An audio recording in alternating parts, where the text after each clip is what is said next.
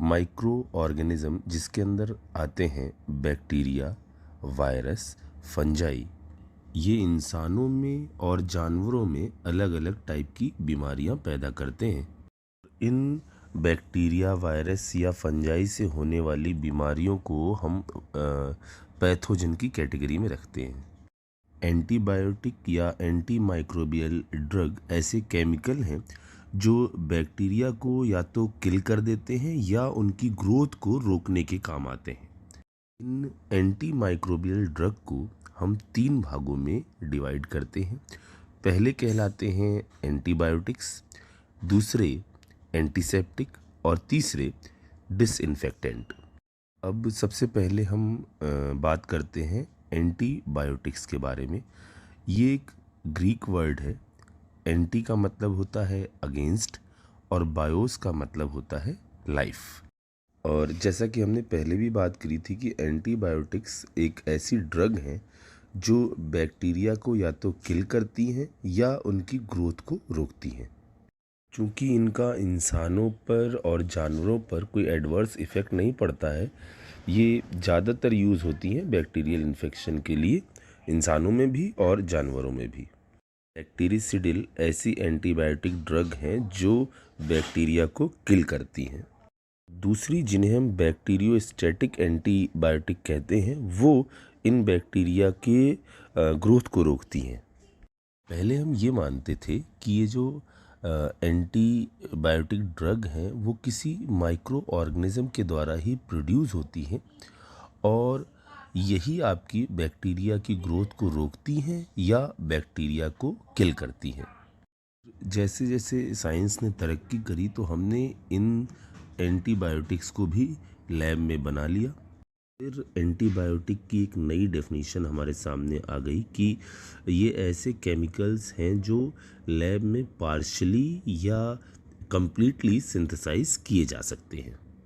Antibiotic की कहानी एक बड़े स्तर पर तब चालू हुई जब एक जर्मन मेडिकल साइंटिस्ट जिनका नाम पॉल अर्लेट था, उन्होंने आर्सेनिक के कंपाउंड को लैब में प्रोड्यूस किया जिसको कहा गया आर्सेनामाइन या कॉमनली सेल्वर्सेन, जो साइफिलिस के ट्रीटमेंट के लिए बहुत इफ़ेक्टिव थी। इसके बाद ही टारगेटेड कीमोथेरेपी के लिए अलग अलग मेडिसिन्स बनाई जाने लगी। जो मेन रेवोल्यूशन एंटीबैक्टीरियल थेरेपी में आया उसके लिए जो सबसे बड़े साइंटिस्ट थे उनका नाम था अलेक्जेंडर फ्लेमिंग। उन्होंने ये पाया कि एक ख़ास तरह का केमिकल जिसको पेंसिलियम कहते हैं वो एक ख़ास फंगस से प्रोड्यूस होता है और इसके अंदर बैक्टीरिया को ख़त्म करने के या रोकने के की प्रॉपर्टी मौजूद होती है। उन्होंने इस पेंसिलिन को एक्सट्रैक्ट किया और एक मेडिसिन बनाई जिसका नाम था पेंसिलिन जी। उसी वक्त एक जर्मन साइंटिस्ट जिनका नाम जोरान डोमेक था, उन्होंने एक चीज़ बताई कि रेड टाइप प्रोटोसिल के अंदर ऐसे केमिकल्स मौजूद हैं जो इंसानों में और चूहों में होने वाले बैक्टीरियल इन्फेक्शन को रोकने के काम आती है। कुछ रिसर्च के बाद ये पता चला कि जो प्रोटोसिल है उसके अंदर जो एंटीबायोटिक प्रॉपर्टी रखने वाला केमिकल है वो है सल्फेनामाइड। बैक्टीरिया को एक टेस्ट के आधार पर हम 2 भागों में डिवाइड करते हैं, ग्राम पॉजिटिव और ग्राम नेगेटिव। ये टेस्ट कहलाता है ग्राम स्टैनिंग टेस्ट। यदि इस टेस्ट के दौरान इन बैक्टीरिया का कलर पर्पल हो जाता है तो इनको हम कहते हैं ग्राम पॉजिटिव, और यदि पिंक हो जाता है तो ऐसी कंडीशन में इनको ग्राम नेगेटिव कैटेगरी में रखा जाता है। ऐसी मेडिसिन जो ग्राम पॉजिटिव और ग्राम नेगेटिव दोनों टाइप के बैक्टीरिया को किल करें या उनकी ग्रोथ को रोकें, उन एंटीबायोटिक को हम कहते हैं ब्रॉड स्पेक्ट्रम एंटीबायोटिक। एक ऐसा ही ब्रॉड स्पेक्ट्रम एंटीबायोटिक है जो काफ़ी पॉपुलर है और जिसका नाम है क्लोरामफेनिकॉल। ये केमिकल इतना पॉपुलर इसलिए है क्योंकि ये हमारी पेट की आंतों के द्वारा अच्छी तरह से पचाया जा सकता है, जिस कारण से हम कई सारी बीमारियों के ट्रीटमेंट के लिए इसको यूज़ करते हैं। वो बीमारियां हैं जैसे typhoid, dysentery, acute fever, certain form of urinary infection, meningitis और निमोनिया। एंटीबायोटिक की दूसरी कैटेगरी है नैरो स्पेक्ट्रम एंटीबायोटिक। इनमें आती है पेनिसिलिन जी। ये नैरो स्पेक्ट्रम का मतलब ये है या तो ये ग्राम पॉजिटिव को या ग्राम निगेटिव को ख़त्म करेंगी, ऐसा नहीं कि दोनों को ख़त्म करेंगी। जैसे पेनिसिलिन जी आपका ग्राम पॉजिटिव वाले टाइप के बैक्टीरिया को ख़त्म करने के लिए रिस्पॉन्सिबल होती है। चलिए अब दूसरी एंटी माइक्रोबियल ड्रग के बारे में जानते हैं, जिनमें हमारे आते हैं एंटीसेप्टिक और डिसइंफेक्टेंट। एंटीसेप्टिक ऐसे केमिकल हैं जो हम अपने शरीर पर किसी चोट या घाव के वक्त अप्लाई करते हैं और ये वहाँ मौजूद बैक्टीरिया की ग्रोथ को रोकने के काम आता है या उनको किल करने के काम आता है। एंटीसेप्टिक और एंटीबायोटिक में यही मेन डिफरेंस है कि एंटीबायोटिक खाने के काम आती है और एंटीसेप्टिक लगाने के। ज़्यादातर यूज़ एंटीसेप्टिक में जो सबसे ज़्यादा कॉमन है वो है टिंचर ऑफ आयोडीन, जिसमें मौजूद होता है elemental iodine I2 with mixture of ethyl alcohol and water.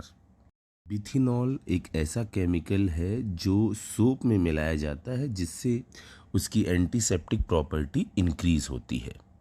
ऐसे ही कॉमनली यूज़ एंटीसेप्टिक में आता है हमारा डिटॉल, जिसमें होता है क्लोरोजाइलिनॉल और टर्पिनियॉल।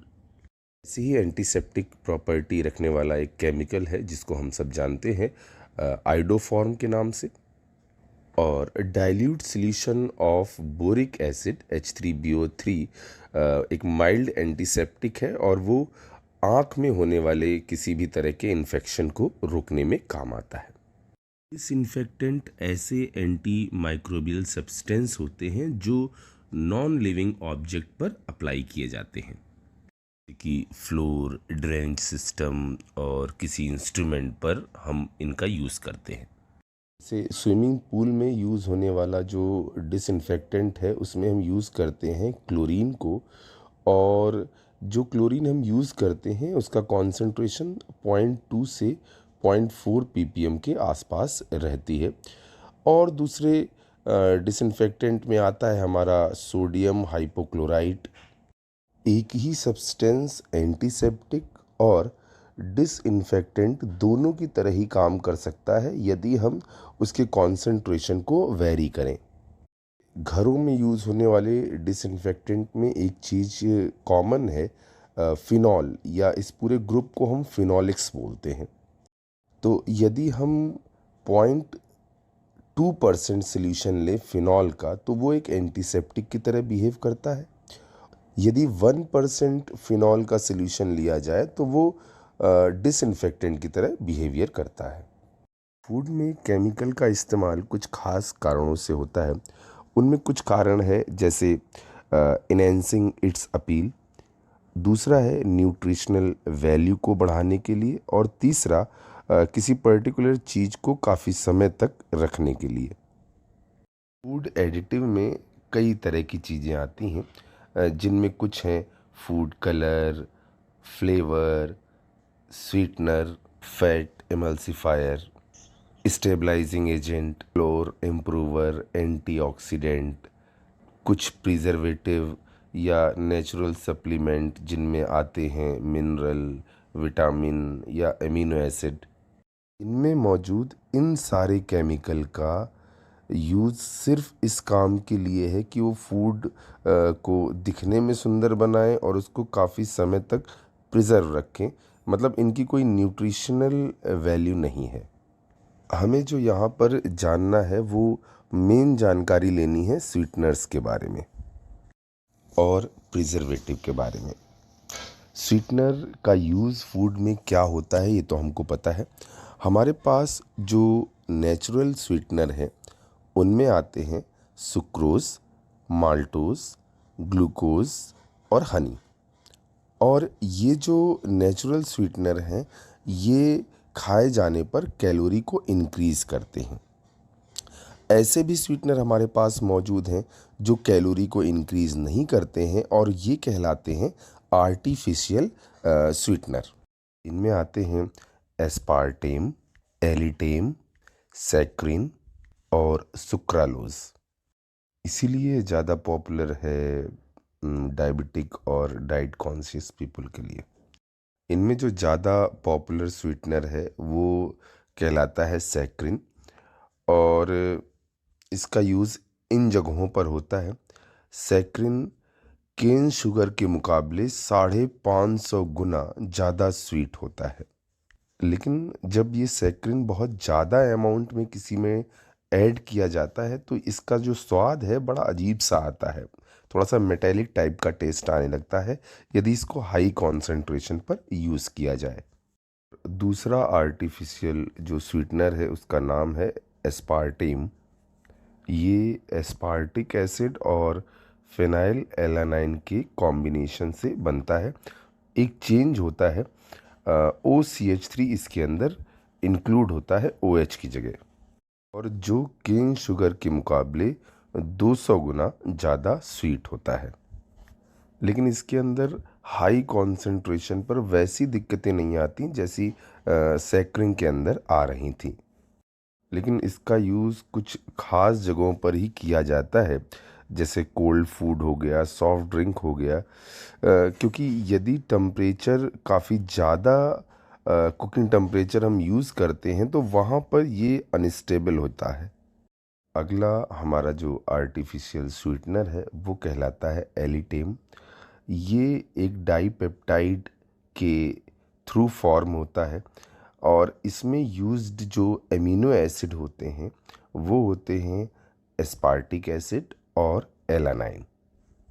एलानाइन के साथ मौजूद ये जो सल्फ़र वाला ग्रुप है, ये इस आर्टिफिशियल स्वीटनर की स्वीटनेस को बहुत बहुत बहुत ज़्यादा इंक्रीज़ कर देता है, और ये सुक्रोज़ की तुलना में 2000 गुना ज़्यादा स्वीट होता है।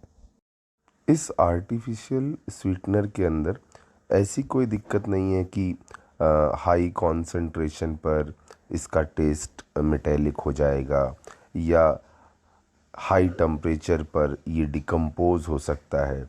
लेकिन जैसा हम सब जानते हैं कि बड़ी ताकतों के साथ बड़ी जिम्मेदारियां भी आती हैं, इसका बहुत ज़्यादा स्वीट होना इस चीज़ के लिए घातक होता है कि इसका कितना अमाउंट मिलाया जाए एक पर्टिकुलर स्वीटनेस को प्रोवाइड करने के लिए।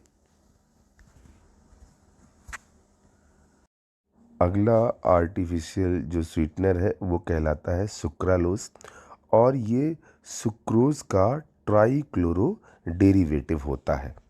ये सुक्रालोस जो है वो सुक्रोज़ की तुलना में 600 गुना ज़्यादा स्वीट होता है, और स्टेबल होता है यदि आप हाई टेम्परेचर पर बात करो तो। वो केमिकल जो फूड को प्रिजर्व करने के काम आते हैं उनमें होते हैं बेंजोएट, नाइट्राइट्स और सॉर्बेट्स। इनका यूज़ अलग अलग सब्सटेंस को प्रिजर्व करने के काम आता है। जो सब्सटेंस इन केमिकल के थ्रू प्रिजर्व किए जाते हैं उनमें ये आते हैं। ये फ़िलहाल आवश्यक नहीं है। फूड में यूज़ होने वाले जो एंटीऑक्सीडेंट हैं उनमें आते हैं BHT और BHA। BHT मतलब ब्यूटिलेट हाइड्रोक्सीटोलिन, और BHA मतलब ब्यूटिलेट हाइड्रोक्सी एनिजॉल। इस चैप्टर का लास्ट पार्ट जो है वो है क्लींजिंग एजेंट के बारे में जानकारी। क्लींजिंग एजेंट को हम दो भागों में डिवाइड करते हैं, सोप और डिटर्जेंट। ये केमिकल वाटर के साथ मिलकर उसकी क्लीनिंग प्रॉपर्टी को इन्हेंस करते हैं, जिससे वाटर एफिशिएंटली आपका डर्ट को फैब्रिक से या शरीर से आसानी से हटा देता है। और जैसा कि हम सब जानते हैं कि सोप जो है ये सोडियम या पोटेशियम सॉल्ट है, लॉन्ग चेन फैटी एसिड का। और इन सोप की कुछ कॉमन एग्जाम्पल हैं जिनमें आते हैं सोडियम स्टीयरेट, सोडियम ओलिएट और सोडियम पाल्मिएट। इन सोप को बनाने की प्रोसेस ऐसी होती है जिनमें हम ऑयल या फैट लेते हैं जो हमें किसी एनिमल से या वेजिटेबल से मिलता है, और इसकी रिएक्शन हम एक्वस NaOH के साथ कराते हैं। इस रिएक्शन के दौरान ग्लिसरॉल ईस्टर जो कि इन ऑयल में मौजूद होता है, जब NaOH एक्वस से रिएक्शन करता है तो वहाँ पर अटैक ऊपर नीचे बाहर के हिसाब से सोडियम सॉल्ट बन जाते हैं इन एसिड के, और सेपरेट हो जाता है ग्लिसरॉल। इस प्रोसेस के दौरान प्रोड्यूस होने वाला जो फैटी एसिड का सॉल्ट है वो कोलाइडल फॉर्म में मौजूद रहता है, और फिर हम इसके अंदर NaCl मिलाते हैं। इस कॉन्सेंट्रेटेड NaCl सॉल्यूशन में सोप तो सॉल्युबल नहीं होता, लेकिन ग्लिसरॉल का जो सॉल्यूशन है वो सॉल्युबल हो जाता है। इस तरह से सोप ऊपर वाले पार्ट में आ जाता है और ग्लिसरॉल नीचे बना रहता है, जिसको हम सेपरेट कर लेते हैं। इस ग्लिसरॉल और NaCl सॉल्यूशन में से भी हम ग्लिसरॉल को सेपरेट कर लेते हैं with the help of fractional distillation. Salt बनने की इस प्रोसेस के दौरान जो एल्कलाइन हाइड्रोलिसिस हुई है उसको हम नाम देते हैं सपोनिफिकेशन। और पोटेशियम रिलेटेड सोप बनाने के लिए हम यूज़ करते हैं सपोनिफिकेशन प्रोसेस में KOH का। ये KOH के जो सोप होते हैं वो सोडियम के सोप की तुलना में ज़्यादा सॉफ्ट होते हैं और ज़्यादा सॉल्युबल भी होते हैं। सोप एक अच्छे क्लींजिंग एजेंट तो होते हैं, लेकिन जब इनको हम हार्ड वाटर के अंदर मिलाते हैं जिनके अंदर पहले से ही कैल्शियम+2 और मैग्नीशियम+2 आयन मौजूद रहते हैं, तो ये कैल्शियम+2 और मैग्नीशियम+2 आयन सोडियम और पोटेशियम आयन को रिप्लेस कर देते हैं, जिससे सोप अपनी क्लिनजिंग प्रॉपर्टी खो देता है और ये एक वाइट सब्सटेंस फॉर्म करते हैं जिसको हम स्कम कहते हैं। और उसके बाद ये किसी काम का नहीं रहता, मतलब इन सोप के अंदर मौजूद क्लींजिंग प्रॉपर्टी या लेदर फॉर्म करने की प्रॉपर्टी समाप्त हो जाती है। इस समस्या से छुटकारा पाने का एक बेटर ऑप्शन है सिंथेटिक डिटर्जेंट। सिंथेटिक डिटर्जेंट एक ऐसे केमिकल होते हैं जिनमें सोप की प्रॉपर्टी तो होती है पर कोई भी सोप मॉलिक्यूल मौजूद नहीं होता। ये ज़्यादा इफ़ेक्टिवली क्लींजिंग प्रॉपर्टी शो करते हैं, फिर चाहे वाटर सॉफ्ट हो, हार्ड हो या भले ही वो आइस कोल्ड क्यों ना हो। सिंथेटिक डिटर्जेंट को हम 3 भागों में क्लासिफाई करते हैं। उनमें आते हैं एनायनिक डिटर्जेंट, कैटायनिक डिटर्जेंट और non ionic detergent. Anionic detergent के कुछ एग्जाम्पल हैं सोडियम लॉरियल सल्फेट और सोडियम डोडेसिल बेंजीन सल्फोनेट।